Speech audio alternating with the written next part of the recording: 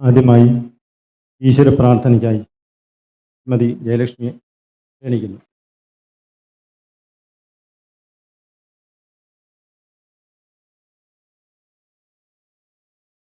കാളി കാളി മഹാകാളി ഭദ്രകാളി നമോസ്തുതേ. കുലം ച കുലധർമ്മം ച മാം ച പാലയ പാലയ.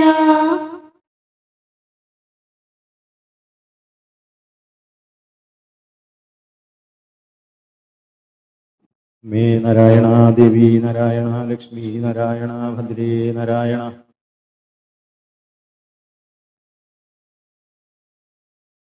സൂരകുളങ്ങര അമ്മയുടെ അനുഗ്രഹത്താലും തിരുവേറ്റുമാനൂരപ്പൻ്റെ ആശീർവാദത്താലും നമുക്ക് സൂരകുളങ്ങര ഈ തിരുനടയിൽ വർഷങ്ങളായുള്ള കാത്തിരിപ്പിന് ശേഷം ഈ വർഷം ഒരു ഭാഗവത സപ്താഹ യജ്ഞം നടത്തുവാനുള്ള ഭാഗ്യം ഉണ്ടായിട്ടുണ്ട്. ഈ നാട്ടിലെ എല്ലാ സജ്ജനങ്ങളുടെയും സഹകരണത്തോടുകൂടി ദേവസ്വം ട്രസ്റ്റിൻ്റെയും ആഘോഷ കമ്മിറ്റിയുടെയും നേതൃത്വത്തിൽ ഈ സപ്താഹ യജ്ഞം ഇവിടെ നടത്തുവാൻ അവസരം കിട്ടിയതിൽ വളരെയധികം സന്തോഷവും സംതൃപ്തിയും പ്രകടിപ്പിക്കുകയാണ്. ബഹുമാനപ്പെട്ട വളരെയധികം ആദരണീയനുമായ ബ്രഹ്മശ്രീ കടിയേക്കോൽ വാസുദേവൻ നമ്പൂതിരി അവർക്ക് അല്പം തിരക്കുള്ളതിനാൽ അദ്ദേഹം എത്തിച്ചേരാൻ സാധിച്ചിട്ടില്ല. എങ്കിലും അദ്ദേഹത്തിൻ്റെ പ്രതിനിധിയായി നമ്മുടെ തന്നെ ക്ഷേത്രത്തിൽ പല പൂജാതി കാര്യങ്ങൾക്കും എത്തിയിട്ടുള്ള ബഹുമാനപ്പെട്ട ശ്രീഹരി അദ്ദേഹമാണ് ഇന്നിവിടെ തന്ത്രിയുടെ പ്രതിനിധിയായി നമ്മുടെ ഈ വേദി ധന്യമാകുവാൻ എത്തിച്ചേർന്നിട്ടുള്ളത്. അദ്ദേഹത്തിന് ക്ഷേത്ര ഉത്സവ കമ്മിറ്റിയുടെയും ദേവസ്വം ട്രസ്റ്റിൻ്റെയും നാട്ടിലെ എല്ലാ ഭക്തജനങ്ങളുടെയും പേരിൽ സ്നേഹപൂർവ്വം സ്വാഗതം ചെയ്യുന്നു. സംസ്കൃത പണ്ഡിതനും റിട്ടയേർഡ് സംസ്കൃത പ്രൊഫസറുമായ ശ്രീ പി വിശ്വനാഥൻ നമ്പൂതിരി അവർകളെ ഫോണിൽ ബന്ധപ്പെട്ടപ്പോൾ തന്നെ തീർച്ചയായും ഞാൻ വന്നിരിക്കും, ആ ഡേറ്റ് ഇപ്പോൾ തന്നെ ഞാൻ കുറിച്ചിട്ടുകൊള്ളാം എന്നും അദ്ദേഹത്തിൻ്റെ ഈ തിരക്കിനിടയിലും നമ്മുടെ ഈ വേദി ധന്യമാക്കുവാൻ ഇവിടെ എത്തിച്ചേർന്ന ശ്രീ പി വിശ്വനാഥൻ നമ്പൂതിരി അവർകളെ സ്നേഹപൂർവ്വം ദേവസ്വം ട്രസ്റ്റിൻ്റെയും ആഘോഷ കമ്മിറ്റിയുടെയും ഭക്തജനങ്ങളുടെയും പേരിൽ സ്നേഹപൂർവ്വം സ്വാഗതം ചെയ്യുന്നു.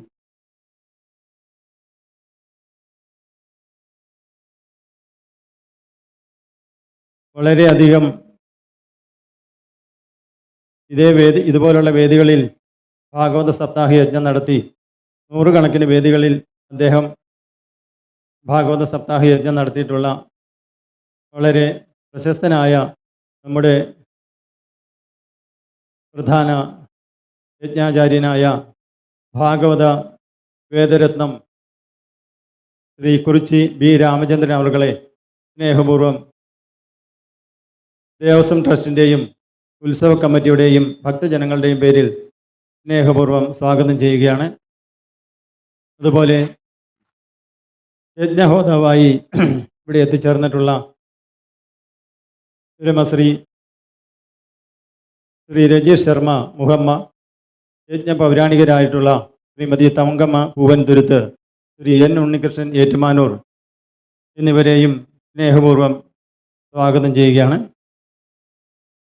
ഒരിക്കൽ കൂടി ഇവിടെ എത്തിച്ചേർന്നിട്ടുള്ള എല്ലാ ശ്രോതാക്കളെയും ഉത്സവ കമ്മിറ്റി ഭാരവാഹികളെയും ഒരിക്കൽ കൂടി സ്നേഹപൂർവ്വം സ്വാഗതം ചെയ്തുകൊണ്ട് നിർത്തുന്നു. നന്ദി, നമസ്കാരം. വേദിയിലേക്ക് ഒരു പ്രഭാഷണം നടത്തുന്നതിനായി ബ്രഹ്മശ്രീ ജയഹരി നമ്പൂതിരിയെ ക്ഷണിച്ചുകൊള്ളുന്നു.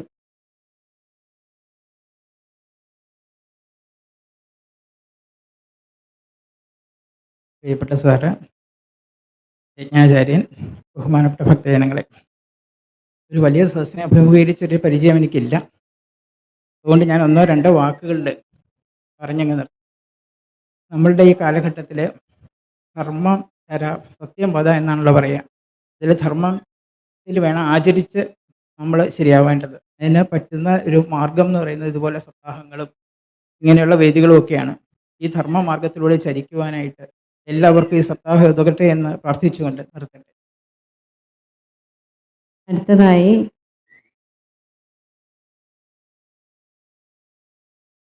ഇവിടെ സന്നിഹിതനായി ഈ വേദിയും പരിസരവും ധന്യമാക്കിയ ശ്രീ ഹരി നമ്പൂതിരിയെ ആദരിക്കുന്നതിനായി ക്ഷണിച്ചുകൊള്ളുന്നു.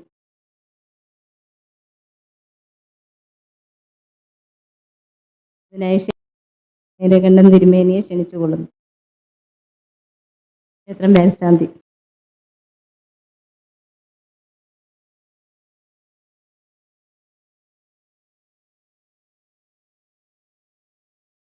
അടുത്തതായി വേദിയിലേക്ക്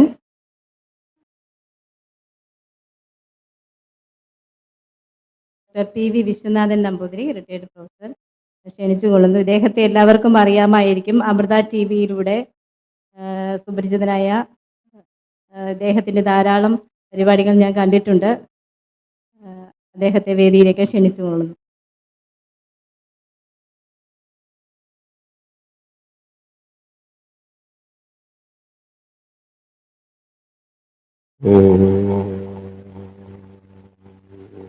സഹനാവവതു സഹനൗ ഭുനക്തു സഹ വീര്യം കരവാവഹൈ തേജസ്വിനാവതീതമസ്തു വിദ്വിഷാവഹൈ. ഓം ശാന്തി ശാന്തി ശാന്തി. സമാദരണീയായ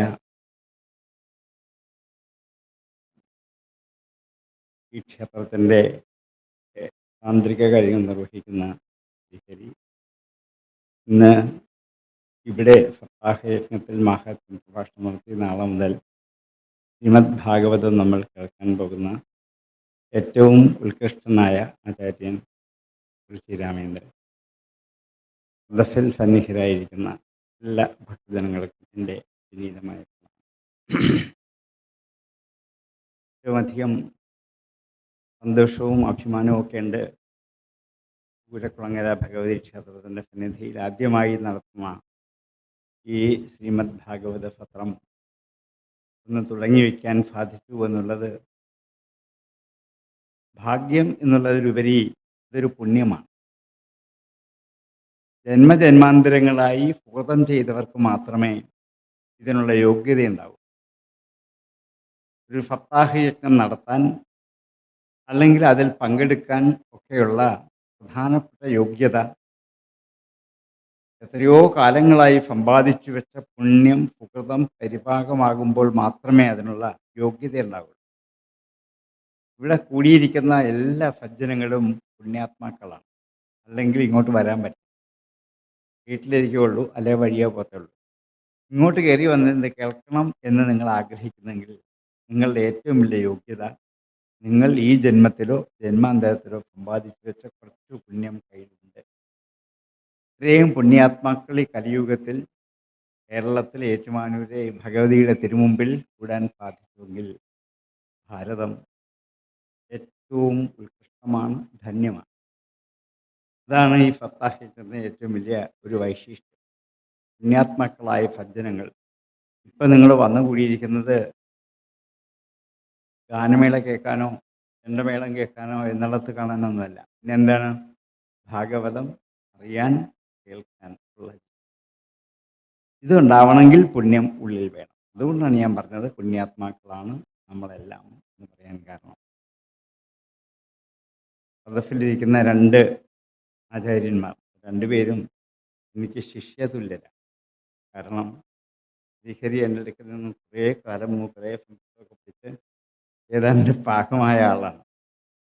അവിടെ രാമേന്ദ്രൻ വളരെ ചെറുതായിരിക്കുമ്പോൾ, കുട്ടിയായിരിക്കുമ്പോൾ മുതൽ തന്നെ രാമേന്ദ്രൻ എനിക്ക് നല്ല പരിചയമാണ്.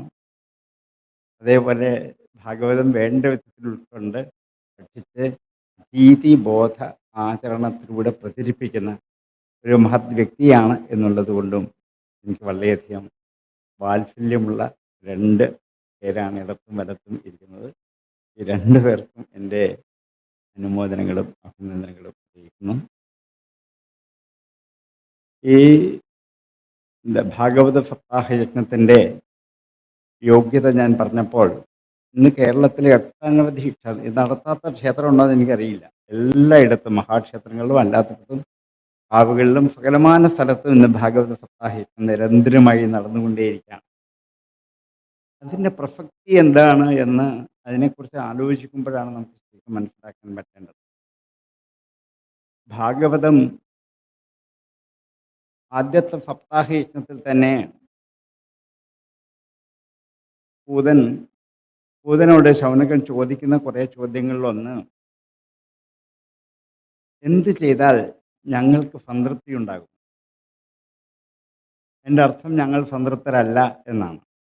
ശരിയാണ്. എന്ത് കിട്ടിയാലും നമുക്ക് അതുകൊണ്ട് തൃപ്തിയാവുന്നില്ല. അതുകൊണ്ടാണ് വീണ്ടും അന്വേഷിച്ച് വന്നത്. ഇത് പോരാ, ഇത് പോരാ, ഇത് പോരാ എന്നുള്ള തോന്നൽ ഉള്ളിലുള്ളത് കൊണ്ടാണ്. അത് ഭൗതിക ജീവിതത്തിൽ മാത്രമല്ല, ആധ്യാത്മിക ജീവിതത്തിലും അങ്ങനെയാണ്. ഭഗവത്ഗീത വായിച്ചു, പഠിച്ചു, അറിഞ്ഞു, ഇനി അത് പോരാ, ഇനി എന്ത് ചെയ്യണം? ഇനി ഭാഗവതം വേണം. ശരിയാട്ടെ. ഭാഗവതം വായിച്ചു, പഠിച്ചു, അതുപോരാ, ഇനി എന്ത് വേണം? ഇനി വേറെ പുരാണങ്ങൾ പലതും വായിക്കണം. ആ പുരാണങ്ങളൊക്കെ വായിച്ചു, പഠിച്ചു, ഇനി ഉപനിഷത്ത് പഠിക്കണം. ഇതിങ്ങനെ എന്ത് പഠിച്ചാലാണോ സംതൃപ്തി ഉണ്ടാകുന്നത്, ഇനി എനിക്കൊന്നും അറിയേണ്ടതായിട്ടില്ല, എല്ലാം ഞാൻ അറിഞ്ഞിരിക്കുന്നു എന്ന് എപ്പോൾ തോന്നുന്നു അപ്പോഴാണ് സംതൃപ്തി ഉണ്ടാകുന്നത്. അതിപ്പോൾ നമുക്കില്ല. നമ്മളിങ്ങനെ ഒന്നിന് പുറകെ പോയി മറ്റൊന്ന് ഗീത പഠിച്ചപ്പോൾ അതിൽ നിന്ന് കിട്ടിയില്ല, കിട്ടി, അതുപോലെ പോരാ, ഇനി ഞങ്ങൾക്ക് നീളം കുറച്ചുകൂടി അറിയണം. അപ്പം കയ്യിൽ കിട്ടിയത് പോരാ പോരാ പോരാ എന്നുള്ളൊരു തോന്നൽ മനുഷ്യ ജീവിതത്തിൻ്റെ സ്ഥായിയായൊരു സ്വഭാവമാണ്. എന്ത് കിട്ടിയാലും ഭൗതിക ജീവിതത്തിൽ പറയുകയും വേണ്ട, എന്ത് കിട്ടിയാലും അത് പോരാ, ഇനിയും വേണം, ഇനിയും വേണം. സ്വാദിഷ്ടമായ പാൽപ്പായസം നന്നായിട്ട് വയറ് നിറച്ച് കുടിച്ചു, ഹാവൂ നല്ല സുഖം. പിറ്റേ ദിവസം കൊണ്ടുവരുമ്പം വേണ്ടെന്ന് പറയില്ലല്ലോ. കാരണം എന്താണ്? ഇനിയും വേണം. അപ്പോൾ ഇന്നലെ കുടിച്ചു, അതൊക്കെ കുടിച്ചു കഴിഞ്ഞു പോയി, ഇനി വേണം.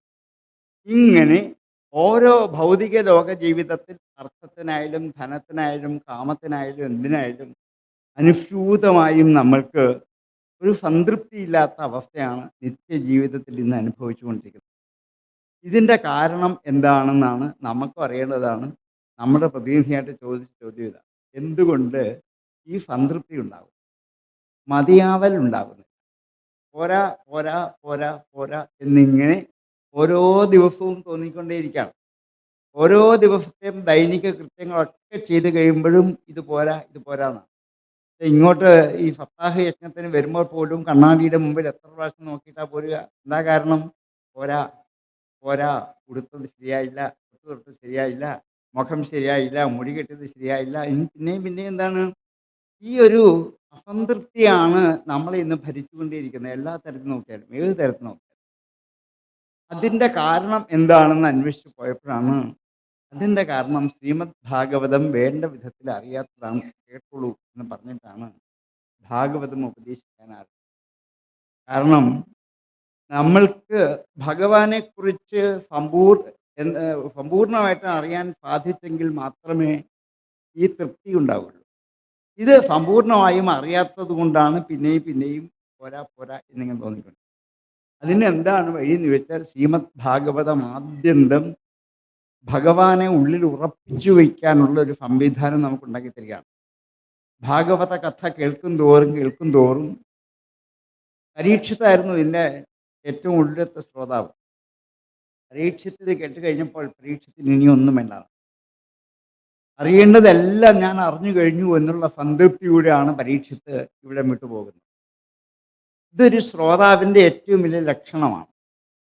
അപ്പോൾ നിങ്ങൾക്കും ഭാഗവതം കേട്ട് കഴിയുമ്പോൾ അറിയേണ്ടതൊക്കെ ഞങ്ങൾ അറിഞ്ഞു കഴിഞ്ഞു എന്നുള്ള ഒരു ആത്മസംതൃപ്തിയോടെ ഇവിടുന്ന് മടങ്ങിപ്പോകാൻ പറ്റണം. അതാണ് ശ്രീമദ് ഭാഗവതത്തിൻ്റെ പ്രധാനപ്പെട്ട ഒരു ലക്ഷണം. അത് കഴിഞ്ഞപ്പോൾ മാഹാത്മ്യത്തിൽ പറയും, എന്താണ്? ഭാഗവത കഥ കൊണ്ട് മാത്രമാണ് ഉറങ്ങിക്കിടക്കുന്ന ഒരാളെ ഉണർത്താൻ സാധിച്ചത്. ഗീത കൊണ്ട് പറ്റിയില്ല, വേദങ്ങൾ കൊണ്ട് പറ്റിയില്ല, ഉപനിഷത്ത് കൊണ്ട് പറ്റിയില്ല. അപ്പോൾ ഉറങ്ങിക്കിടക്കുന്ന ഒരാളെ ഉണർത്തി സജീവമാക്കി മാറ്റാൻ ഭാഗവതത്തിന് മാത്രമേ കഴിയുള്ളൂ എന്ന് സനകാദികളും നാരദനും എല്ലാവരും സാക്ഷ്യപ്പെടുത്തി നമ്മളെ ഉപദേശിച്ചത് ഭാഗവതമാണ്. അത്രയ്ക്കൊരു മഹത്വം ഭാഗവത കഥയ്ക്കുണ്ട്. അത് കഥ മാത്രമല്ല എന്ന് തിരിച്ചറിയുമ്പോഴാണ് ഈ മഹാത്മ്യം മനസ്സിലാക്കുന്നത്. കഥയുണ്ട്, കഥയിൽ കൂടി കാര്യം പറയാനാണ് വ്യാസൻ ശ്രമിച്ചത്. എന്താണ് കാര്യം? ജീവിതത്തിൽ ഉപയോഗിക്കാൻ പറ്റുന്ന തത്വോപദേശങ്ങൾ. തത്വോപദേശം വെറുതെ കേട്ടിട്ട് കാര്യമില്ല. എത്രയോ ഉപദേശം കേൾക്കുന്നവരാണ് നമ്മളൊക്കെ. അതൊക്കെ കേട്ട് ഒരു വഴിക്കൂടെ പോകും. ഉപദേശങ്ങളൊക്കെ അത്രേ ഉള്ളൂ. പക്ഷേ ഉപദേശങ്ങൾ ജീവിത ഉപയോഗിയായി പരിണമിക്കുമ്പോൾ മാത്രമേ അത് സഫലമാവുകയുള്ളൂ. അത് ജീവിതത്തിൽ നമുക്ക് പ്രാവർത്തികമാക്കാൻ പറ്റണം. അതാണ് ഉപദേശങ്ങളുടെ പ്രധാനപ്പെട്ട ലക്ഷ്യം. ഭാഗവതം ഉപദേശിക്കുമ്പോഴും അതാണ് പ്രധാനപ്പെട്ട പറയുന്നത്. അതുകൊണ്ടാണ് ഒരു കഥയിൽ കൂടി കാര്യം പറയാൻ പുറപ്പെടുക. അല്ലാതെ കാര്യം ഇടയ്ക്കിടയ്ക്ക് പറയും, പിന്നെ കഥ പറയും. ആ കഥയിൽ എല്ലാവരും ആകൃഷ്ടരായി. കഥയിൽ കൂടി എല്ലാവരെയും ഉള്ളിലേക്ക് ആകർഷിച്ചിട്ട് അറിയാതെ അതിൻ്റെ അകത്ത് താത്വികാംശങ്ങൾ നിറച്ചു വെച്ചിട്ട് ജീവിതത്തിൽ ഉപയോഗിക്കാൻ പാകത്തിനാണ്. കൊച്ചു കുട്ടികൾക്ക് കയ്പുള്ള ഗുളിക കൊടുക്കുമ്പോൾ അമ്മമാർ അത് പൊടിച്ച് പഞ്ചസാരയിൽ കലക്കി ചേർത്താണ് കൊടുക്കുന്നത്. ഈ പഞ്ചസാരയുടെ മാധുര്യം കൊണ്ട് ഈ ഗുളിക അകത്തിരും. അകത്തിരുന്ന രോഗവും പോകും. ഇതേപോലെ വ്യാസൻ കഥയിൽ പൊതിഞ്ഞ് കാര്യങ്ങൾ നമുക്ക് തന്നാണ്. കുട്ടികളെ പോലെയുള്ള നമ്മൾ എന്ത് ചെയ്തിട്ട് ഈ കഥയും ഈ കാര്യവും കൂടി ഉള്ളിലേക്ക് ചെന്ന് കഴിഞ്ഞാൽ, കഥ ഇത് മനസ്സിലാക്കാൻ വേണ്ടി മാത്രമാണ്. കാര്യം രോഗം ശമിക്കാൻ വേണ്ടിയിട്ടാണ്, ഉള്ളിലുള്ള രോഗത്തെ ഇല്ലായ്മ ചെയ്യാൻ വേണ്ടി. പക്ഷെ ബുദ്ധിമാന്മാരായി നമ്മൾ ഇന്ന് പഞ്ചസാര ഇറക്കിയിട്ട് ഗുളിക വായി തന്നെ ഇട്ടിട്ടുണ്ട്. കഥയൊക്കെ അറിയാം. ഗുളിക വായിൽ കിടന്നാൽ രോഗം പോവില്ല. ഗുളിക അകത്തുനിന്നല്ലേ രോഗം പോവുള്ളൂ. അതാണ് ഇന്ന് സംഭവിച്ച ഒരു ച്യുതി. അത് മാറ്റിയെടുത്തിട്ട് ഇത് ഉള്ളിൽ ചെന്നെങ്കിൽ മാത്രമേ നമുക്ക് ജീവിതത്തിൽ അനുഷ്ഠിക്കാൻ പറ്റുകയുള്ളൂ ഭാഗവത തത്വങ്ങൾ. അപ്പോൾ മാത്രമാണ് അത് സഫലീകരിക്കാൻ പറ്റേണ്ടത്. ഇന്നത്തെ പോലെ തന്നെ വിഷമം അനുഭവിക്കുന്ന അനേക ആയിരം ജനങ്ങൾക്ക് വേണ്ടിയാണ് ഭാഗവതം. ഒരാൾക്ക് വേണ്ടി മാത്രമല്ല. ഈ പരീക്ഷത്തിന് മരണഭയമായിരുന്നു. 7 ദിവസത്തിനകം മരിക്കും എന്നുള്ള ഉറപ്പായി. അക്ഷയം കഴിച്ച് മരിക്കും എന്നുള്ള ശാപം. ഇനി എന്താ ചെയ്യേണ്ടത്? അപ്പോൾ ഒത്തിരി പേര് കൂടിയെന്ന് ഒത്തിരി പ്രതിവിധികളൊക്കെ പറഞ്ഞപ്പോഴാണ് ശ്രീ ശുഖബ്രഹ്മർഷി വന്ന് ഇതൊന്നും പറ്റിയതല്ല, ഏറ്റവും നല്ലത് ഈ ഭാഗവത കഥ കേൾക്കുക 7 ദിവസം കൊണ്ട്. അപ്പോൾ മരിക്കാതിരിക്കുമോ? അല്ല, പിന്നെന്താണ്? സുഖമായി മരിക്കും. സങ്കടമില്ല കൊണ്ട് സന്തോഷപൂർവ്വം മരിക്കാൻ പറ്റുക. നോക്കൂ, നമ്മളൊക്കെ ആഗ്രഹിക്കുന്നതല്ലേ അല്ലേ? എന്താ കരഞ്ഞു വിളിക്കാതെ, മരുന്ന് കഴിക്കാതെ, ആശുപത്രി കിടക്കാതെ സുഖമായി എന്ത് ചെയ്യണം? മരിക്കാൻ പറ്റണം. പരീക്ഷത്തിന് ഇതാ പറ്റിയേ. അതുകൊണ്ട് ഈ 7 ദിവസം കൊണ്ട് ഭാഗവത കഥ കേൾക്കാൻ മരണത്തെ അതിജീവിക്കാൻ പറ്റും. എന്നുവെച്ചാൽ മരണഭയത്തെ അതിജീവിക്കാൻ പറ്റും. മരണത്തെ അതിജീവിക്കാൻ പറ്റും. മരണഭയം അതിജീവിക്കാൻ. നമ്മുടെ ഏറ്റവും വലിയ ഭയം അതാണ്, മരണഭയമാണ്. ബാക്കിയൊക്കെ നമുക്ക് സഹിക്കാം. ബാക്കിയൊക്കെ ഔഷധമുണ്ട്, പ്രതിവിധിയുണ്ട്. ഇതിന് മാത്രമില്ല. അതുകൊണ്ട് മരണഭയത്തെ അതിജീവിക്കാൻ പറ്റും എന്നുള്ളത് കൊണ്ട് വേദങ്ങളുടെയും ഉപനിഷത്തുകളുടെയും സാരാംശത്തെ നന്നായിട്ട് കുറുക്കി വറ്റിച്ച് ഭാഗവതത്തിലേക്ക് ഒഴുക്കി തന്നിരിക്കുകയാണ്. അതാണ് ഭാഗവതത്തിന് ഏറ്റവും വലിയൊരു മഹാത്മ്യം. നിഗമകൽപതരോർഗളിതം ഫലം. വേദമാകുന്ന കൽപ്പവൃക്ഷത്തിൽ നിന്നും ഗളിതമായ ഒഴുകി വന്ന ഒരു ഫലമാണ് ഭാഗവതം. ബ്രഹ്മർഷി ഒരു തത്തയുടെ വേഷത്തിൽ വന്ന് ആ മാമ്പഴത്തിലേക്ക് ഒന്ന് കുത്തി. ശുഖമുഖാത് അമൃതദ്രവ സംയുതം. ശുഖന്റെ മുഖത്തിലെ അമൃതം കൂടി ചേർത്തിട്ട് ഈ മാമ്പഴത്തിൻ്റെ ചാറ് രസം മുഴുവൻ. ഈ മാമ്പഴം എന്താണ്? നിഗമകൽപ്പ തരുവിൽ നിന്നും ഉണ്ടായി വന്നു. ആ രസത്തെ ഇതാ നമുക്ക് ഒഴുക്കി തന്നിരിക്കുന്നു. ആര്? ശുഖബ്രഹ്മർഷി. പിബത ഭാഗവതം രസം ആലയം. ഈ ഭാഗവത രസം ആലയം പിബത. ലയമുണ്ടാകുന്നത് വരെ കുടിക്കണം എന്ന്. ഭാഗവത രസം ഭാഗവതത്തെ രസമാക്കി മാറ്റി. എന്നിട്ട് എന്ത് ചെയ്യണം? അത് കുടിക്കണം. ദാഹിക്കുമ്പോൾ നമ്മൾ എന്ത് ചെയ്യും? വെള്ളം കുടിക്കും. ഒരു പ്രാവശ്യം വെള്ളം കുടിച്ചു, ഇനിയും ജീവിതത്തിൽ വെള്ളം കുടിക്കില്ല എന്ന് പറയാൻ പറ്റുമോ? ഇല്ല. 2 മണിക്കൂർ കഴിയുമ്പോൾ പിന്നെ എന്ത് ചെയ്യും? ദാഹിക്കും. അപ്പോൾ എന്ത് ചെയ്യണം? വീണ്ടും വെള്ളം കുടിക്കും. പിന്നെയും ദാഹിക്കും, പിന്നെയും വെള്ളം കുടിക്കും. പിബത പിബത ഭാഗവതം രസം. ശ്രീശുക ബ്രഹ്മർഷി നമ്മുടെ അടുത്തേക്ക് കൊണ്ടുതരികയാണ്. വ്യാസൻ പറഞ്ഞു, ഇത് കുടിക്കൂ, ഇത് കുടിക്കൂ എന്ന് പറഞ്ഞു. ഒരു ജ്യൂസ് ഉണ്ടാക്കി അമ്മമാർ കുഞ്ഞുങ്ങളുടെ പുറകെ നടന്ന് ഇത് കുടിക്കൂ, ഇത് കുടിക്കൂ എന്ന് പറയുന്നവരെ കുടിപ്പിക്കുകയാണ്. പിബത പിബത പിബത, ഇത് കുടിച്ചോളൂ, ഇത് കുടിച്ചോളൂ. ഇവർക്കറിയാൻ വേണ്ടി എന്തിനാണ് കുടിക്കുന്നതെന്ന്. കുടിച്ചു കഴിയുമ്പോൾ ഹാവൂ സന്തോഷമായി. കുടിക്കുന്നതിന് വരെ അറിയില്ല. അതുകൊണ്ടാണ് വ്യാസൻ വീണ്ടും വീണ്ടും പിബത്ത പിബത്ത, കുടിക്കൂ കുടിക്കൂ എന്ന് പറഞ്ഞ് കൊണ്ടു നടക്കുകയാണ് നമ്മുടെയൊക്കെ മുമ്പിൽ. നമ്മൾ വേണ്ടെന്ന് പറഞ്ഞ് പോകും. ആരെപ്പോലെ? പിള്ളേരെ പോലെ. അങ്ങനെ പോകുന്നവരെ പിടിച്ചു നിർത്തിക്കൊണ്ട് ഈ ഭാഗവത രസത്തെ കുടിപ്പിക്കുന്നു. എന്തിനു വേണ്ടി? ആ ലയം ഉണ്ടാകുന്നവരെ. എന്നാണോ മനുഷ്യ ജീവിതത്തിൻ്റെ വിലയം ഉണ്ടാകുന്നത്, അതുവരെ ഭാഗവത രസം കുടിച്ചുകൊണ്ടേയിരിക്കണം. അപ്പോഴേ ദാഹം തീരുകയുള്ളൂ. എന്ത് ദാഹം? ആത്മദാഹത്തെ ശമിപ്പിക്കാൻ ഭാഗവതത്തിന് മാത്രമേ കഴിയുള്ളൂ. ഇനിയും എന്തറിയണം എന്നൊരു ചോദ്യം പിന്നെ വരില്ല. അറിയേണ്ടതൊക്കെ എവിടെയുണ്ട്? ഭാഗവതത്തിലുണ്ട്. അത് പഠിച്ച് അറിഞ്ഞു കഴിഞ്ഞാൽ ഇനിയും ജീവിതത്തിൽ ഒന്നും അറിയേണ്ടതില്ല. ശുഗബ്രഹ്മർഷിക്കും വ്യാസനൊന്നുമില്ലായിരുന്നു. വ്യാസൻ ഉപനിഷത്തുകളൊക്കെ പുരാണങ്ങളൊക്കെ എഴുതി വേദത്തെ വിഭജിച്ചു ഇത്രയൊക്കെ ചെയ്തു കഴിഞ്ഞപ്പോഴും അദ്ദേഹത്തിന് ഒരു സമാധാനം ഉണ്ടായില്ല. നാരദ മഹർഷി ചോദിച്ചു, എന്താ മുഖം ഇങ്ങനെ ഇരിക്കുന്ന, വല്ലാതെ കരഞ്ഞു വിളിച്ചൊക്കെ ഇരിക്കുന്നത്, സങ്കടം എന്താ പറ്റിയെന്ന് ചോദിച്ചു. അപ്പൊ പറഞ്ഞു, എന്തെന്നില്ലാത്ത ഒരു ഉദ്വേഗം എൻ്റെ മനസ്സിൽ. കാരണം എൻ്റെ കുട്ടികളെന്ന് വിചാരിക്കുന്നതൊക്കെ എന്നെ പിരിഞ്ഞുപോയി. യം പ്രവ്രജന്തം അനുപേതം അപേതകൃത്യം ദ്വൈവായനോ വിജഹകാതരയാജുഹാവപുത്രേതി. വ്യാസൻ 2 കൈയും ഉറക്കെ വിളിച്ച് പുത്രന്മാരെയൊക്കെ വിളിച്ചു. ആരും വന്നില്ല.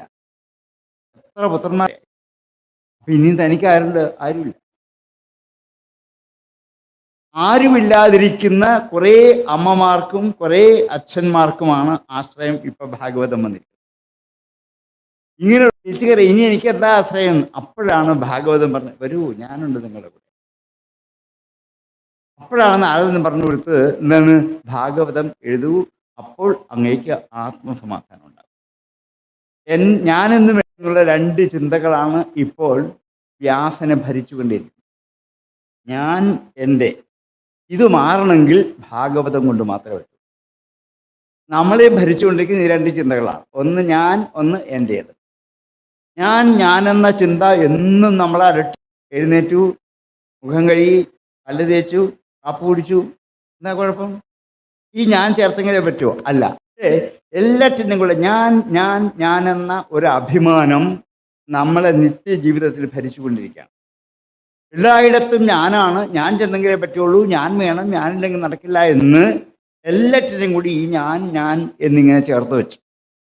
ഈ ഞാൻ ആരാണെന്ന് നമുക്കൊട്ട് തിരിച്ചറിവ് ഉണ്ടായില്ല.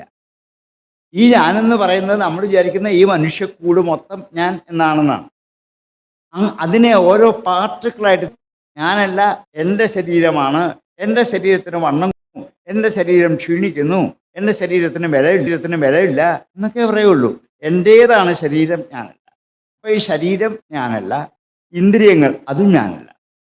ഇന്ദ്രിയത്തെയൊക്കെ നിയന്ത്രിച്ചു കൊണ്ടുവന്ന ഒരു കടിഞ്ഞാണാണ് മനസ്സ്. ഈ മനസ്സും ആരല്ല, ഞാനല്ല, കടിഞ്ഞാണാണ് മനസ്സ്. അപ്പോൾ ഇതിൻ്റെ അകത്ത് ഈ ഞാനെന്ന് എപ്പോഴും വ്യവഹരിക്കാൻ പാകത്തിന് ഒരു ശക്തിയുണ്ട്, ഒരു ചൈതന്യമുണ്ട്,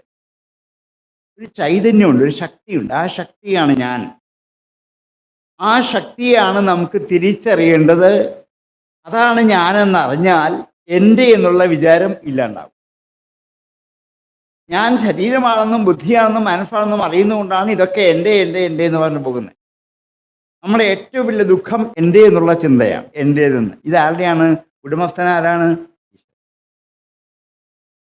ഈശ്വരൻ്റെ സ്ഥലത്ത് നമ്മൾ അനധികൃതമായിട്ട് കടന്നുണ്ടാക്കി വെച്ചൊരു വലിയ കെട്ടിടമായത്.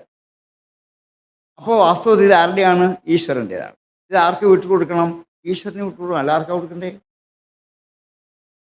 ഇത് ആരുടെയാണ്? ഉടമസ്ഥന് വിട്ടുകൊടുക്കണ്ടേ? വിട്ടുകൊടുക്കും, ആർക്കും കൊടുക്കില്ല. എൻ്റേതാണ്. മരിക്കുന്നതിന് വരെ എന്ത് ചെയ്യും? അതിങ്ങനെ സൂക്ഷിച്ചിട്ടുകൊണ്ടിരിക്കും. ഇത് എൻ്റേതാണ്, ഞാൻ ആർക്കും തരില്ല. ഇതിൽ മാത്രമല്ല, അതിലുണ്ടാക്കിയ വീട് എൻ്റെ വീടാണ്. എപ്പോഴും വീടിനെക്കുറിച്ച് എൻ്റെ വീട്, എൻ്റെ വീട്, എൻ്റെ വീട്, അതിനോടാണ് ഏറ്റവും വലിയ ബന്ധവും താല്പര്യവും നമുക്കങ്ങനെ. വീട് വിട്ട് എങ്ങും പോകാൻ പറ്റില്ല. അമ്പലത്തിൽ പോയാൽ എത്രയും വേഗം എവിടെ ചെല്ലണം? വീട്ടിൽ ചെല്ലണം. ഏതാ പ്രധാനം? വീട്. അമ്പലമോ? അപ്രധാനം. അമ്പലത്തിൽ ഞാൻ അല്ല, അയ്യോ എനിക്ക് വീട്ടിൽ പോകണം. കാരണം എന്താണ്? എൻ്റെ ഏറ്റവും വലുത് സ്ഥാപനം എന്താണ്? വീടാണ്. എൻ്റേതല്ലാത്ത വീട് എൻ്റേതാക്കിയിട്ട് അതിൽ അഭിനയിക്കുകയാണ്. ഇത് എൻ്റേതാണ് എന്ന് പറഞ്ഞ് എൻ്റെ വീടാണ്, എൻ്റെ വീടാണ്. നാളെ ഒരു വെള്ളപ്പൊക്കത്തിൽ ഒഴിച്ചു പോയാലോ? അയ്യോ കഷ്ടം അല്ലല്ലോ. അപ്പോൾ ഇതാരുടെയാണ്? പോയില്ലേ. അപ്പോൾ വാസ്തവത്തിൽ ഇത് ആരുടെയല്ല, ഇതെന്താണ്? ഈശ്വരൻ്റെ സമ്പത്താണ്. അതിനെ എൻ്റേതാക്കി മാറ്റുകയാണ്. വീട് മാത്രമല്ല, വീടിൻ്റെ അകത്തുള്ള ഓരോ മുറികളും ഇതെൻ്റെ മുറിയാണ് അല്ലേ? ഓരോരുത്തർക്കും മുറി വിഭജിച്ചിട്ടില്ലേ? ഇതെൻ്റെ മുറിയാണ്, ഇത് ഭക്ഷണം കഴിക്കുന്ന മുറിയാണ് എന്നിങ്ങനെ എന്ത് ചെയ്യാണ്? അതിനെ തന്നെ പിന്നെയും വിഭജിച്ച് പ്രത്യേകമാക്കി വെച്ചിരിക്കുകയാണ്. എൻ്റെ എന്ന് അഭിമാനിക്കാൻ. ഈ എൻ്റെ എന്ന അഭിമാനം ഏറ്റവും കൂടുതൽ ദുഃഖം. ഇന്ന് നമ്മളെ ദുഃഖിപ്പിക്കുന്നത് തന്നെയാണ്. എൻ്റെ ധനം, എൻ്റെ സമ്പത്ത്, എൻ്റെ വീട്, എൻ്റെ ഭാര്യ, എൻ്റെ പുത്രന്മാർ, എൻ്റെ മക്കൾ, എൻ്റെ ബന്ധുക്കൾ, ഇവരാരെങ്കിലും ഒക്കെ നഷ്ടപ്പെട്ടാൽ അപ്പം നമുക്ക് സങ്കടം. ഒരു വലിയ കപ്പൽ വെള്ളത്തിൽ മുങ്ങി 5000 പേര് മരിച്ചു. കഷ്ടം. അതിൻ്റെ അകത്ത് എൻ്റെ ഒരു ബന്ധുവിൻ്റെ പേരുണ്ടെങ്കിലോ, അയ്യോ എൻ്റെ ബന്ധു. അപ്പം എന്തായി? സങ്കടമായി. അപ്പോൾ ഇവിടെ വാസ്തവത്തിൽ മരണമാണോ സങ്കടം? അല്ല, പിന്നെ എന്താണ്? ഈ 5000 പേര് മരിച്ചപ്പോൾ ഉണ്ടാകാത്ത സങ്കടം എൻ്റെ ബന്ധു ഇതിൻ്റെ അകത്ത് ഉൾപ്പെട്ടപ്പോൾ എന്ത് ചെയ്തു? എനിക്കുണ്ടായി. അപ്പോൾ വാസ്തവത്തിൽ ഈ മരണം പോലും നമ്മളെ എന്ത് ചെയ്യുന്നില്ല? സങ്കടപ്പെടുന്നില്ല. മാതൃഭൂമി മനോരമയൊക്കെ എടുത്ത് വായിച്ചു നോക്കിയിട്ട് ആരെങ്കിലും കരയുമോ? എത്ര പേര് മരിച്ചു ഇതിൻ്റെ അകത്ത്? ഇതിൻ്റെ അകത്ത് എൻ്റെ ഒരു സുഹൃത്തിൻ്റെയോ പരിചയക്കാരൻ്റെയോ ബന്ധുവിൻ്റെയോ പേര് വന്നാൽ, അയ്യോ ഇതെൻ്റെ അമ്മാവൻ. സങ്കടം വരും, ദുഃഖം വരും, കരച്ചിൽ വരും. അപ്പോൾ മരണമല്ല വലിയ ദുഃഖം. പിന്നെന്താണ്? എൻ്റെ ആളെന്ന് തിരിച്ചറിഞ്ഞപ്പോഴാണല്ലോ ദുഃഖം ഉണ്ടായത്. അതുവരെ ഒരു സങ്കടവും ഇല്ല, കരച്ചിലും ഇല്ല. അങ്ങനെ എന്താണ്? എൻ്റേതല്ലാത്തതിനെ എൻ്റേതാക്കി വെക്കുന്നതാണ് മനുഷ്യ ജീവിതത്തിൽ ഏറ്റവും വലിയ ദുഃഖം. ഇതാണ് ഭാഗവതം ഭംഗ്യന്തരേണ നമ്മോട് പറയുന്നത്. അതുകൊണ്ട് ഇതൊന്നും എൻ്റേതല്ല, പിന്നെ ആരുടെയാണ്? ഈശ്വരൻ്റേതാണ്. അപ്പോൾ ആർക്ക് വിട്ടുകൊടുക്കണം? ഈശ്വരന് വിട്ടുകൊടുക്കണം. ഈ വിട്ടുകൊടുക്കലാണ് ഭാഗവതത്തിൻ്റെ ആത്യന്തികമായ തത്വം. ആർക്ക് വിട്ടുകൊടുക്കണം? ഇതൊക്കെ ഭഗവാൻ കൊടുക്കാനുള്ളതാണ്. ഇത് നമ്മളെ അല്ലല്ലോ, എൻ്റെ അല്ലല്ലോ. എൻ്റെ വീട്ടിലെ എന്തെങ്കിലും ഒരു സാധനം പോയാൽ നമുക്ക് സങ്കടമാണ്. അമ്മമാർക്ക് തൊട്ടപ്പുറത്തെ കടയിൽ നിന്ന് മേടിച്ച 50 രൂപ കൊടുത്ത് മേടിച്ച ഒരു പാത്രം കാണും. ആ പാത്രത്തിനകത്ത് ഇത്തിരി ഭക്ഷണം മിച്ചം വന്ന അയൽവക്കത്തെ വീട്ടിൽ കൊടുത്തയച്ചു. ആ പാത്രം കിട്ടാനിട്ട് ഈ അമ്മയ്ക്ക് പിന്നെ ഉറക്കമില്ല. അയ്യോ എൻ്റെ പാത്രം, എൻ്റെ പാത്രം, എൻ്റെ പാത്രം അല്ലേ? എന്ത് സങ്കടമാണ്. ഈ പാത്രം എഴുന്നേറ്റതാണ്, മുമ്പത്തെ കടയിൽ നിന്ന് 50 രൂപ കൊടുത്ത് മേടിച്ചതാണ്. അതെന്താക്കി മാറ്റി? എൻ്റെ എന്ന് വിചാരിച്ചപ്പോൾ മതി ദുഃഖമായി. ആ പാത്രം കിട്ടുന്ന വരെ പിന്നെ എന്താണ്? സങ്കടമാണ്. കാരണം എന്താണ്? എൻ്റേതല്ലാത്തതിനോട് എൻ്റേതെന്നുള്ള ധാരണ ഉണ്ടാക്കിയപ്പോൾ ദുഃഖമുണ്ടായി. ചെറിയ ഉദാഹരണം, ഇതൊന്നും നമ്മൾ അനുഭവിച്ചുകൊണ്ടിരിക്കുന്ന. അപ്പോൾ ഇതൊന്നും എൻ്റേതല്ല, പിന്നെ ആര് തന്നാണ്? ഈശ്വരൻ തന്ന വിഭവങ്ങളാണ് ഇതൊക്കെ. അതുകൊണ്ട് ആർക്ക് വിട്ടുകൊടുക്കണം? ഈശ്വരന് വിട്ടുകൊടുക്കാനാണ്. ഞാൻ ചെയ്യുന്ന സമസ്ത കർമ്മവും കർമ്മഫലങ്ങളും ആർക്ക് വിട്ടുകൊടുക്കണം? ഈശ്വരൻ. നിഷ്കാമ കർമ്മം എന്നൊക്കെ ഗീത പറയുന്നത് കൊണ്ട് തന്നെയാണ്. സകല കർമ്മവും കർമ്മത്തിൻ്റെ ഫലവും ആർക്ക് കൊടുക്കണം? ഈശ്വരനിലേക്ക് സമർപ്പിക്കണം. ഇതെനിക്കുള്ളതല്ല, ഇതം ന മമ. ഒരു വലിയ വൈദിക സങ്കല്പമാണ്. ഓരോ ഹവിസും ഹോമിച്ച് കഴിയുമ്പോൾ ഇതം ന മമ, ഇതെനിക്കുള്ളതല്ല, ഇതെനിക്കുള്ളതല്ല. ഇത് അവിടെ മുതൽ തുടങ്ങുന്ന ഈ സങ്കല്പം ജീവിതത്തിൽ ഓരോന്ന് ഉപയോഗിക്കുമ്പോഴും ഇതം ന മമ എന്ന് വിചാരിച്ചുകൊണ്ട് വേണം. ഇത് എൻ്റേതല്ല, എനിക്കുള്ളതല്ല, പിന്നെ ആർക്ക് കൊടുക്കാനുള്ളതാണ്? ഈശ്വരൻ. ഭാഗവതം മുഴുവനും അതാ പറയാം. കൃഷ്ണാവതാരം കഴിഞ്ഞ് പൂതനയുടെ കഥ മുതൽ ഏത് കഥയിലേക്ക് കിടന്നാലും ആ പൂതനയുടെ ഉള്ളിലുണ്ടായിരുന്ന ആ ദുഷ്ട സംസ്കാരത്തെ മുഴുവനും പൂതന ആർക്ക് വിട്ടുകൊടുത്തു? ഭഗവാനിലേക്ക് കൊടുത്തു. എൻ്റെ ആണെന്ന് പറഞ്ഞ് പൂതന നടന്നാണ്. അത് ആർക്ക് കൊടുത്തു? ഭഗവാനിലേക്ക് വിട്ടപ്പോൾ അവൾ എന്തായി? പൂതയായി. പൂത എന്ന് വെച്ചാൽ പരിശുദ്ധി. പൂത പരിശുദ്ധി അല്ലായിരുന്നു. ഇപ്പം എന്തായി? പൂത ആയി. അപ്പോൾ പൂതനയെ പൂതയാക്കി മാറ്റിയത് വിട്ടുകൊടുത്തുകൊണ്ടാണ്. അവിടെ മുതൽ ഭഗവാൻ എല്ലാവരുടെയും കയ്യിൽ നിന്നും എന്ത് ചെയ്യാണ്? അവരുടെ കയ്യിൽ ഞാൻ എൻ്റെ എന്ന് അഭിമാനിച്ചിരുന്ന വിഷയങ്ങളെല്ലാം കവർന്നെടുക്കും. വിട്ടുകൊടുത്തില്ലെങ്കിൽ എന്ത് ചെയ്യും? കവർന്നെടുക്കും. അതുകൊണ്ടാണ് ഭഗവാനെ ആരാക്കി മാറ്റിയത്? കവർച്ചക്കാരനാക്കി മാറ്റിയത്. ആരെങ്കിലും കൊടുക്കാതെ നിൽക്കുന്നെങ്കിൽ എന്താണ്? അകത്ത് കടന്ന് അത് കവർന്നെടുക്കും ഭഗവാൻ. എടുത്താൽ എൻ്റേതെന്നുള്ള ഭാവന ഇല്ലാതായാൽ പിന്നെ സങ്കടമായി. അവിടെ മുതൽ ഏത് കഥയിലും ഓരോ കഥയിലും നമുക്കിത് കാണാം. എൻ്റേതെന്നുള്ള ഭാവനയെ, സങ്കല്പത്തെ കവർന്നെടുക്കാനാണ്. ഗോപസ്ത്രീമാരായിരുന്നു ഏറ്റവും വലിയ ഉദാഹരണം അല്ലേ? അവർക്ക് അവരുടെ ഉള്ളിലുണ്ടായിരുന്ന കാമവാസനകളെ മുഴുവൻ കവർന്നെടുത്ത് ഭഗവാൻ കരിച്ചു കളഞ്ഞു. ഇതിലെ രാഷ്ട്രീയയുടെ വലിയ ലക്ഷ്യം ഇതാണ്. ഇന്ന് ഭാഗവതത്തെക്കുറിച്ചുള്ള ഏറ്റവും വലിയൊരു ആക്ഷേപബോധമാണ് മറ്റുള്ളവർ ചോദിക്കുന്നത്. ഭഗവാൻ എത്ര പേരുമായി എത്ര സ്ത്രീകളുമായി രാസക്രീഡ ചെയ്തു, ഇത് ശരിയാണോ? ഭഗവാൻ ചെയ്തത് അവരുടെ ഉള്ളിലുണ്ടായിരുന്ന വളർന്നു വരുന്ന കാമം, മനുഷ്യജീവിതത്തിലെ ഓരോരോ ഭാവങ്ങളെ ഭഗവാൻ എന്ത് ചെയ്യാണ്? കവർന്നെടുത്തുകൊണ്ടിരിക്കുകയാണ്. ഏറ്റവും ഒടുവിലാണ് കാമത്തെ ട്രീറ്റ് ചെയ്യുന്നത്. കാരണം കാമം അത്രയ്ക്ക് ഭീകരമാണ്. ബാക്കിയൊക്കെ എന്ത് ചെയ്യാൻ നമുക്ക് പരിഹരിക്കാം. ഈ കാമവാസനകളെ ഭഗവാൻ എന്ത് ചെയ്തു? അത് കവർന്നെടുക്കണമെങ്കിൽ എന്ത് ചെയ്യണം? അനുഭവിപ്പിച്ചിട്ടേ പറ്റുള്ളൂ. അതുകൊണ്ട് എന്ത് ചെയ്യണം? കാമം ഇവരെ കൊണ്ട് അനുഭവിപ്പിക്കണം. അതിന് താൻ തന്നെ കാരണമായി. താൻ തന്നെ മുമ്പിൽ നിന്ന് കൊടുത്ത് താൻ തന്നെ ചുംബിക്കണമെന്ന് തോന്നുന്നെങ്കിൽ എന്നെ ചുംബിച്ചോളൂ, അതെ ആലിംഗനം ചെയ്യുന്നെങ്കിൽ എന്നെ ചെയ്തോളൂ. കാരണം എന്താണ്? ഇത് നിങ്ങൾക്ക് അപകടമല്ല. അങ്ങനെ ആ ചുംബന വാസന, ആലിംഗന വാസന ഭഗവാൻ കവർന്നെടുത്തിട്ട് ഇവരുടെ ഉള്ളിൽ ഇനി ഒരിക്കലും ആരെയും ചുംബിക്കാനുള്ള വാസന ഉണ്ടാവില്ല.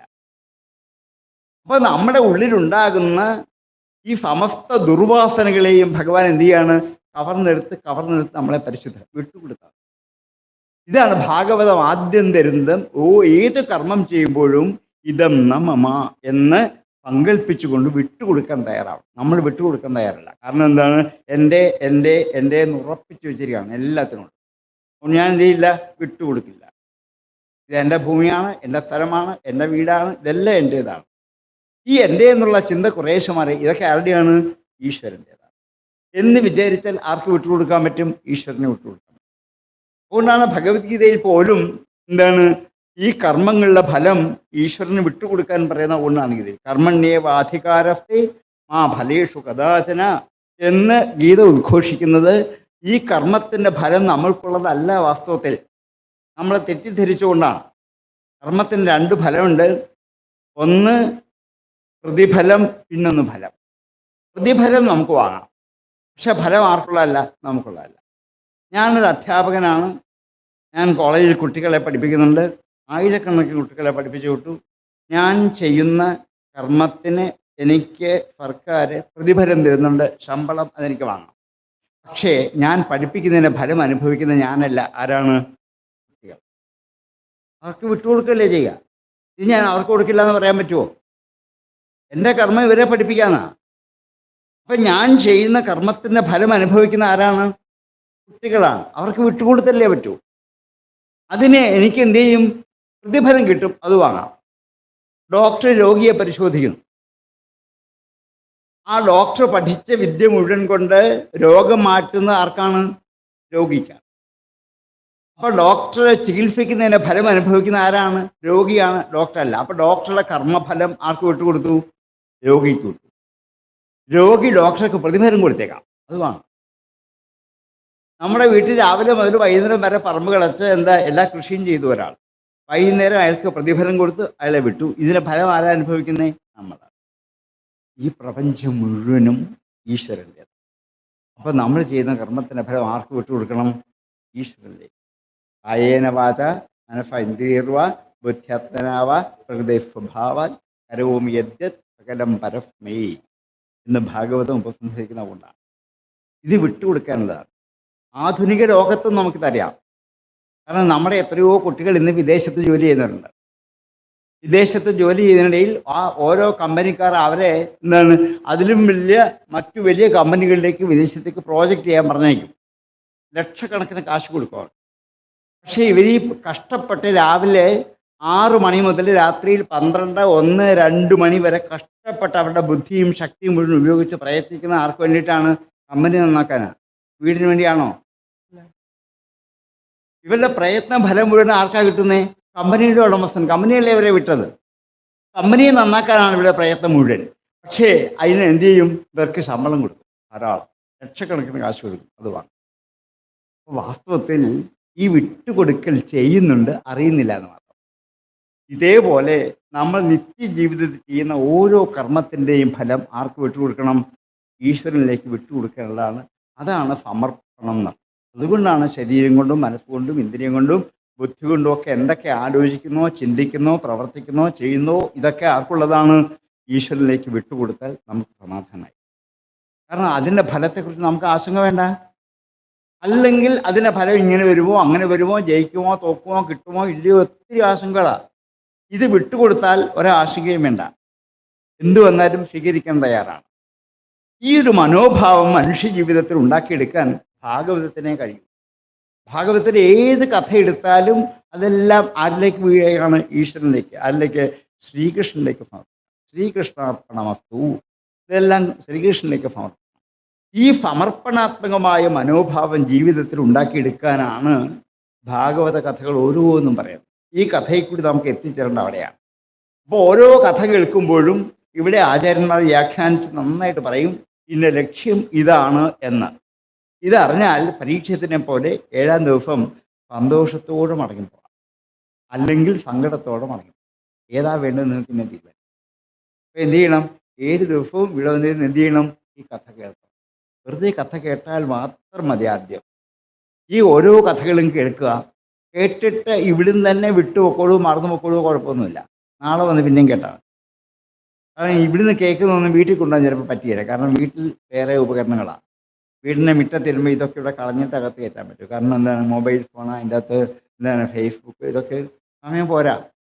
അപ്പോൾ പിന്നെ ഭാഗവതത്തിന് വീട്ടിൽ സ്ഥലമില്ല, ഇടയില്ല. അപ്പോൾ പിന്നെ എന്ത് ചെയ്യും? അത് ഞാൻ അമ്പലത്തിൽ ഇട്ടേക്കോ, കുഴപ്പമില്ല, പിറ്റേ ദിവസം വീണ്ടും വന്നെടുത്താൽ മതി. പിറ്റേ ദിവസം വീണ്ടും വരിക. ഇങ്ങനെ ഓരോ ദിവസവും നിരന്തരമായും യത്നിച്ച് എന്ത് ചെയ്യണം? ഈ ഭാഗവത കഥകൾ കേൾക്കുക. ഇവിടെ വന്നിരുന്ന് നിങ്ങൾ കേൾക്കുന്നുണ്ടെങ്കിൽ നിങ്ങൾ വീട്ടുകാരും നാട്ടുകാരും ഒക്കെ ഇപ്പോൾ അല്പസമയം ചിന്തിച്ചേക്കാം, കുഴപ്പമില്ല, ഇവിടെ ഇരുന്നുകൊണ്ടല്ലേ. അതിനിടെ 10 മിനിറ്റ് ഉറങ്ങിപ്പോയേക്കാം, ഒരു കുഴപ്പമില്ല. എന്താണ്? ഭാഗവതം കേട്ടോണ്ട് ഉറങ്ങാൻ പറ്റുന്ന ഇവിടെ ഇരിക്കുമ്പോഴേ പറ്റൂ. അതിന് ആരെയും വഴി പറയേണ്ട ആവശ്യമില്ല. അറിയാതെ ചിലപ്പോൾ 10 മിനിറ്റ് ഉറങ്ങിപ്പോകും. ഇത് പേടിച്ച ചെല്ല് വരില്ല. എന്താണ്? ഞാൻ ഉച്ചയ്ക്ക് ഊണും കഴിഞ്ഞ് ഇരുന്നാൽ അങ്ങ് ഉറങ്ങിപ്പോകും ഭാഗവതം കേൾക്കുന്നതാണ്. അതേ, ഭാഗവതം കേട്ടോണ്ട് ഉറങ്ങാൻ പറ്റുന്ന വീട്ടിലിരുന്നാൽ പറ്റുമോ? ഇല്ല, ഇവിടെ വന്നേലേ പറ്റുള്ളൂ. അതുകൊണ്ട് ഇവിടെ വന്നിരുന്ന് ഭാഗവതം കേൾക്കുന്നതിൽ അരമണിക്കൂർ ഉറങ്ങിക്കോളൂ, ഒരു കുഴപ്പമില്ല. ഉണരുമ്പോൾ വീണ്ടും ഭാഗവതം കേൾക്കാം. ഏതെങ്കിലും തരത്തിൽ എന്ത് ചെയ്യണം? ഈ കഥാശ്രവണം ആദ്യം നടത്തണം. അതാണ് വേണ്ടത്. എന്നിട്ട് പതുക്കെ പതുക്കെ പിന്നീട് വരുന്ന സപ്താഹങ്ങൾ കഥയുടെ ആന്തരികാർത്ഥത്തെക്കുറിച്ചും അതിൻ്റെ താത്വിക അംശത്തെക്കുറിച്ചും പതുക്കെ ചിന്തിക്കാം. ശ്രവണം, മനനം, നിധിധ്യാസം, അങ്ങനെയാണ് പോകേണ്ടത്. ആദ്യം ഇത് കിട്ടില്ല. ഇതിന് പേരാണ് സത്സംഗം എന്ന്. ഈ ശ്രവണത്തിൽ ഒന്നിച്ചു കൂടിയിരുന്ന് കഥ കേൾക്കാൻ പറ്റുക. ഒന്നിച്ചു കൂടിയിരിക്കുമ്പോൾ നമുക്ക് മറ്റൊന്നും ചിന്തിക്കാൻ പറ്റില്ല. ഇവിടെ നിന്ന് നിങ്ങൾക്ക് മറ്റൊരു കഥ പറയാൻ പറ്റത്തില്ല. ഇവിടുന്ന് പുറത്തോട്ടിറങ്ങിയിട്ടല്ലേ പറയാൻ പറ്റൂ. ഇവിടുന്ന് ആചാര്യൻ സമ്മതിക്കില്ല. കാരണം രാമേന്ദ്രൻ ഇങ്ങനെ പറഞ്ഞുകൊണ്ടേയിരിക്കും. നിങ്ങളെല്ലാം കയ്യിലാക്കിക്കൊണ്ട് രാമേന്ദ്രൻ പറഞ്ഞുകൊണ്ടേയിരിക്കും. അപ്പം നിങ്ങൾക്ക് ഒന്നും ചിന്തിക്കാൻ ഇടതരില്ല. ഇങ്ങനെ ജീവിതത്തിൽ 7 ദിവസം കിട്ടിയാൽ എന്തൊരു ഭാഗ്യമാണ്. അതാണ് ഈ ചൂരക്കുളങ്ങര അമ്മയുടെ അനുഗ്രഹത്തോടെ നിങ്ങൾക്ക് ഈ വർഷം ഇവിടെ എന്താണ് വിളക്ക് കൊളുത്തി ആരംഭിച്ചിരിക്കുന്ന ഈ സപ്താഹ യജ്ഞത്തിൻ്റെ ഏറ്റവും വലിയ ഫലം ഇതാണ്. ഇത് അനുഭവിക്കാൻ മഹാമായ നിങ്ങളെല്ലാം അനുഗ്രഹിക്കട്ടെ എന്ന് പ്രാർത്ഥിക്കുന്നു. ഇതിന് ശേഷം എന്താണ് മാഹാത്മ്യ പാരായണവും പ്രഭാഷണമുണ്ട്. അതുകൊണ്ട് ഞാൻ നീട്ടിക്കൊണ്ടുപോയി കഴിഞ്ഞാൽ അതിനുള്ള അവസരം കിട്ടില്ല. അതതിൻ്റെ ചടങ്ങാണ്. ഇത് ഒരു പേരിൻ്റെ ഉദ്ഘാടനം എന്ന് മാത്രമേ ഉള്ളൂ. അത് കഴിഞ്ഞാൽ അത് മാറും. പക്ഷേ പിന്നീട് രാമേന്ദ്രൻ ഇതിനെക്കുറിച്ച് വിസ്തരിച്ച് പറഞ്ഞോളൂ. 7 ദിവസവും വന്നിരുന്ന് കേൾക്കുക. ഒരു ദിവസമെങ്കിലും മുടങ്ങാതിരിക്കാൻ പറ്റുക. ഇനി അല്ലെങ്കിൽ അല്പസമയമെങ്കിലും വന്നിരുന്ന് ഈ കഥ കേൾക്കുക. ഈ കേൾക്കൽ മാത്രമാണ് ജീവിതത്തിൽ അറിയാതെ നമുക്ക് ഈ ലക്ഷ്യത്തിലേക്ക് എത്തിച്ചേരാൻ പറ്റും. ഇതാണ് ഭഗവത് പ്രസാദം.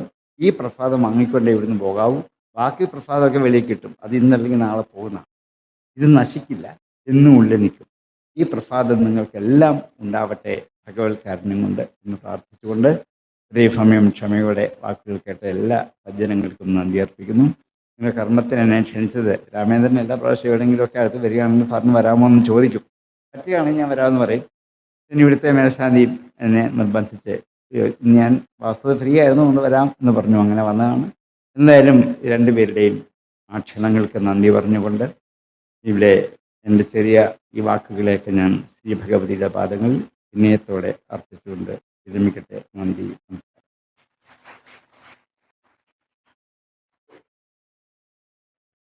ഇത്രയും നല്ലൊരു അനുഗ്രഹ പ്രഭാഷണം നടത്തിയതിന് ശ്രീ വിശ്വനാഥൻ നമ്പൂതിരിക്ക് നന്ദി പറയുന്നു. ഒപ്പം അദ്ദേഹത്തെ ആദരിക്കുന്നതിനായി ശ്രീ ബ്രഹ്മശ്രീ നാരായണ നമ്പൂതിരി ക്ഷേത്രം പ്രസിഡന്റിനെ ക്ഷണിച്ചുകൊള്ളുന്നു.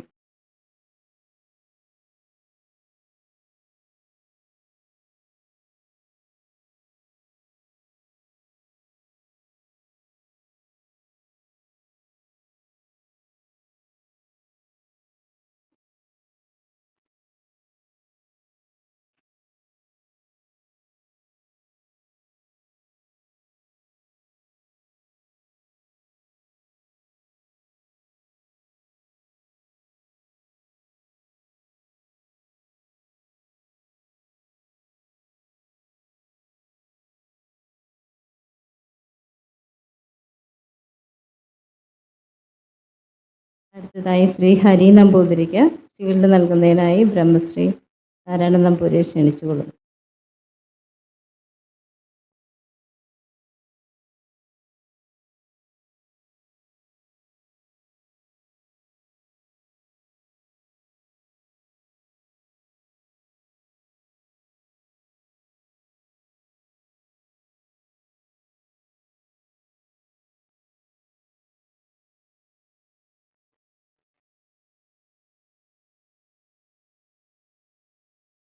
ഇവിടെ സന്നിഹിതരായിരിക്കുന്ന ഭക്തരാരും തന്നെ ഭക്ഷണം കഴിക്കാതെ പോകരുത്.